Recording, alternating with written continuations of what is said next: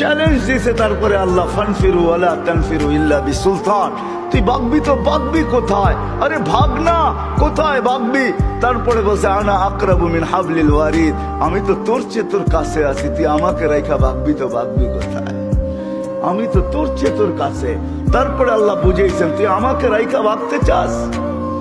আমাকে রাইখা যদি ভাগতে চাস, হায় হায় হায় হায় লাউলা, হায় আমি যদি তোর থেকে তোর কাছে না হই, তোর ভিতরে যদি আমি না থাকি, তাহলে তুই তো তুই থাকবি না।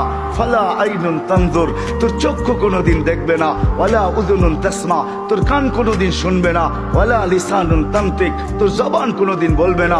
ওয়ালা আকলুন তুমাইয়িজ, তোর আকল কোনোদিন ভালো মন্দ বুঝবে না। ওয়ালা কলবুন তাতাফাক্কার, তোর দিল কোনোদিন চিন্তা করবে না। ওয়ালা ইয়াদুন তাফতিশ, তোর হাত কোনোদিন কর্ম করবে না। ওয়ালা রিজলুন তামশি, তোর পাও কোনোদিন চলবে না। কেননা আমাকে পৃথক করতে দেরি, তুই ট্যাঁ হইতে দেরি হবে না। কি বোঝেন? ট্যাঁ বোঝেন?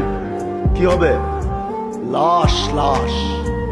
এটার ভিতরে যেটা আছে ওটা আল্লাহর পাওয়ারফুল হুকুম। আমার কুলিল আমরু ইয়াসআলুনাকা আনির রূহ কুলির রূহ মিন আমরি রাব্বি, আল্লাহর হুকুম ঢুকানো আছে বিদায় আপনার চক্ষু দেখে আপনি পাপ লয়া চলেন।